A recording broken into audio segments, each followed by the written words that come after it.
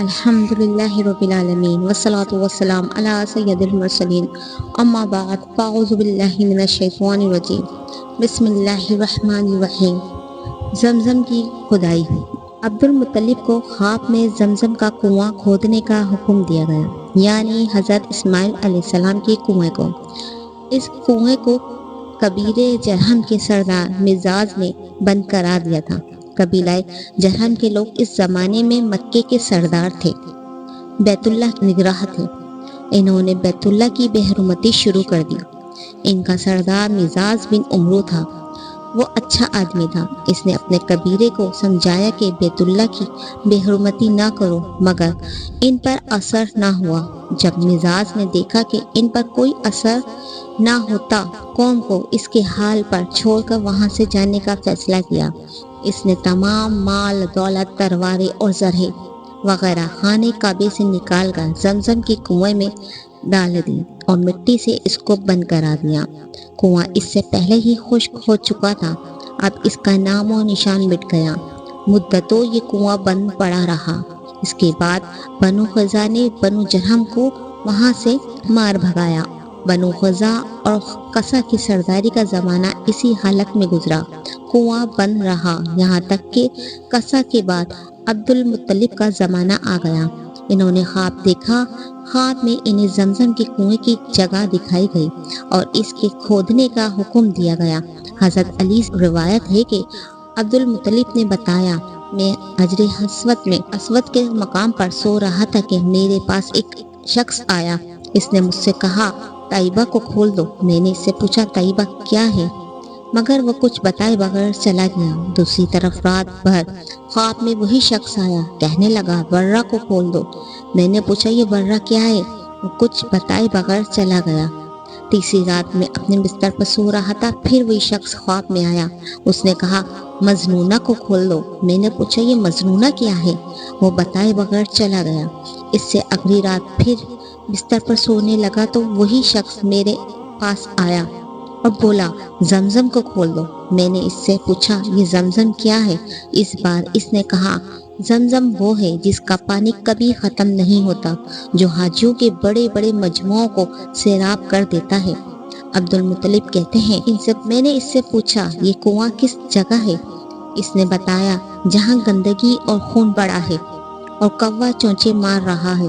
دوسرے دن عبداللہ اپنے بیٹے حارث کے ساتھ وہاں گئے۔ اس وقت ان کے ہاں یہی ایک لڑکا تھا۔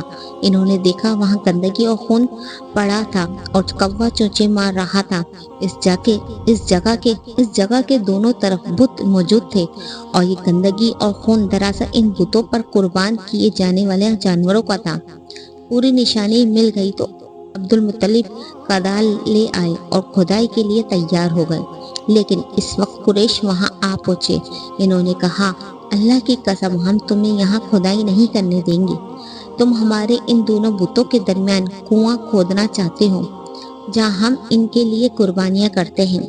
عبد المطلب نے ان کی بات سن کر اپنے بیٹے حارث سے کہا، تم ان لوگوں کو میرے قریب نہ آنے دو۔ میں کھدائی کا کام کرتا رہوں گا، اس لیے کہ مجھے جس کام کا حکم دیا گیا ہے میں اس کو ضرور پورا کروں گا۔ قریش نے جب دیکھا کہ وہ باز آنے والے نہیں تو رک گئے اور آخر انہوں نے کھدائی شروع کر دی۔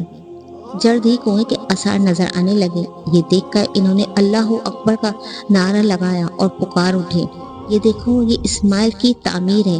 جب قریش نے یہ دیکھا کہ انہوں نے کنواں تلاش کر لیا ہے تو اس کے پاس آ گئے اور کہنے لگے، عبد المطلب، اللہ کی قسم، یہ ہمارے باپ اسماعیل کا کنواں ہے اور اس پر ہمارا بھی حق ہے، اس لیے ہم اس میں تمہارے شریک ہوں گے۔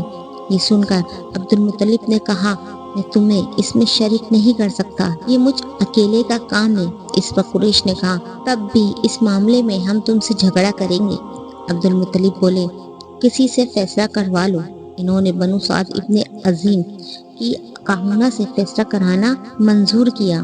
یہ کہونا ملک شام کی بلائی علاقے میں رہتی تھی۔ آخر عبد المطلب اور دوسرے قریش اس کی طرف روانہ ہوئے۔ عبد المطلب کے ساتھ عبد بن عوف کے لوگوں کی ایک جماعت تھی، جبکہ دیگر قبائل قریش کی بھی ایک جماعت ساتھ تھی۔ اس زمانے میں ملک حجاز اور شام کے درمیان ایک بیابان میدان تھا، وہاں کہیں پانی نہیں تھا۔ اس میدان میں ان کا پانی ختم ہو گیا، سب لوگ پیاس سے بے حال ہو گئے، یہاں تک کہ انہیں اپنی موت کا یقین ہو گیا۔ انہوں نے قریش کے دوسرے لوگوں سے پانی مانگا، لیکن انہوں نے پانی دینے سے انکار کر دیا۔ اب انہوں نے ادھر ادھر پانی تلاش کرنے کا ارادہ کیا۔ عبد المطلب اٹھ کر اپنی سواری کے پاس آئے، جو ہی ان کی سواری اٹھی، اس کے پاؤں کے نیچے سے پانی کا چشمہ ابھر پڑا۔ انہوں نے پانی کو دیکھ کر اللہ اکبر کا نعرہ لگایا۔ پھر عبد المطلب سواری سے اتر آئے، سب نے خوب سیر ہو کر پانی پیا اور اپنے مشکیزیں بھر لیں۔ اب انہوں نے قریش کی دوسری جماعت سے کہا، آؤ تم بھی سیر ہو کر پانی پی لو۔ اب وہ بھی آگے آئے اور خوب پانی پیا۔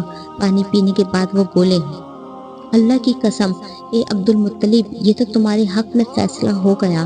اب ہم زمزم کے بارے میں تم سے کبھی جھگڑا نہیں کریں گے۔ جس ذات نے تمہیں اس بیابان میں سیراب کر دیا، وہی ذات تمہیں زمزم سے بھی سیراب کرے گا، اس لیے یہی سے واپس چلو۔ اس طرح قریش نے جان لیا کہ اللہ تعالیٰ عبد المطلب پر مہربان ہے، لہٰذا اس سے جھگڑا بے سود ہے اور کہنونا کے پاس جانے کا کوئی فائدہ نہیں۔ چنانچہ سب لوگ واپس لوٹے۔ واپس آ کر عبد المطلب نے پھر کنویں کی کھدائی شروع کی۔ ابھی تھوڑی سی کھدائی کی ہوگی کہ مال، دولت، تلواریں اور زرہیں نکل آئیں۔ اس میں سونا اور چاندی وغیرہ بھی تھا۔ یہ مال دولت دیکھ کر قریش کے لوگوں کو لالچ نے گھیر لیا۔ انہوں نے عبد المطلب سے کہا، عبد المطلب، اس میں ہمارا بھی حصہ ہے۔ ان کی بات سن کر عبد المطلب نے کہا، نہیں، اس میں تمہارا کوئی حصہ نہیں، تمہیں انصاف کا طریقہ اختیار کرنا چاہیے۔ آؤ 500 کے تیروں سے کڑھا ڈالیں۔ انہوں نے ایسا کرنا منظور کر لیا۔ وہ تیر کعبے کے نام سے رکھے گئے، 2 عبد المطلب کے اور 2 قریش کے باقی لوگوں کے نام کے۔ پانسا پھینکا گیا تو مال اور دولت کعبے کے نام نکلا، تلواریں اور زرہیں عبد المطلب کے نام، اور قریشیوں کے نام کے جو تیر تھے وہ کسی چیز پر نہ نکلے۔ اس طرح فیصلہ ہو گیا۔ عبد المطلب نے کعبے کے دروازے کو سونے سے سجا دیا۔ زمزم کی کھدائی سے پہلے عبد المطلب نے دعا مانگی تھی کہ اے اللہ، اس کی کھدائی کو مجھ پر آسان کر دے، میں اپنا ایک بیٹا تیرے راستے میں ذبح کروں گا۔ اب جب کہ کنواں نکل آیا تو انہیں خواب میں حکم دیا گیا